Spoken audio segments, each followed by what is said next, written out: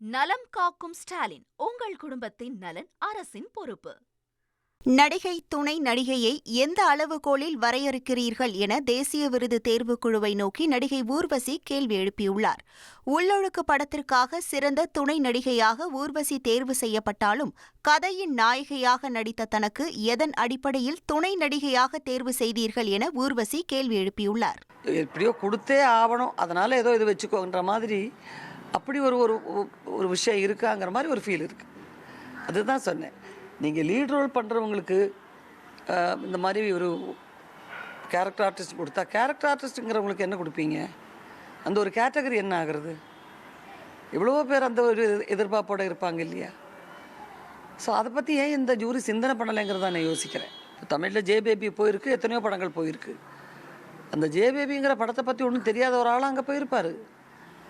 அதில் பெர்ஃபார்மன்ஸுக்கு ஒரு ஆர்டிஸ்ட்டுக்கு தானே, அதில் நடித்த ஒரு பெர்ஃபார்மன்ஸுன்னு ஒரு ஆர்டிஸ்ட். அப்படி ஒரு படம் பார்த்தாங்களேன்னு தெரியலையே. தமிழில் இருந்து மட்டும் கிட்டத்தட்ட ஆல்மோஸ்ட் 350 படங்கள் கிட்ட போயிருக்கான். ஸோ இத்தனை படத்தையும் பார்த்துக்கிட்டு அவங்க அங்கே இருக்கிறவங்களுக்கு ஏதாவது அது கஷ்டம் இல்லை. அதை அந்த படங்களை பார்த்த ஜூரி இடத்துல தான் நம்ம கேள்வி. அது முதல் கேள்வி சவுத்தில் இருந்து போன ஜூரிஸ் கிட்ட தான். தமிழில் MS பாஸ்கருக்கும் சிறந்த துணை நடிகருக்கான விருது கிடைச்சிருக்கு. இந்த விருதும் அவருக்கு தாமதமாக கிடைச்சிருக்குன்னு நினைக்கிறீங்களா?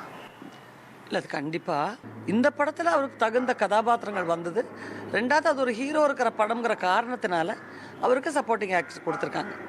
அதனால தான் நான் கேள்வி கேட்குறேன், லீட் ரோல் பண்ணுற எனக்கும் விஜயராகவனுக்கும் நீங்கள் கேரக்டர் ரோல்னு கொடுத்துருக்கீங்கன்னா கேரக்டர் ஆர்டிஸ்ட்டுக்கு என்ன பதில்? அதுதான் கேட்குறேன் நான்.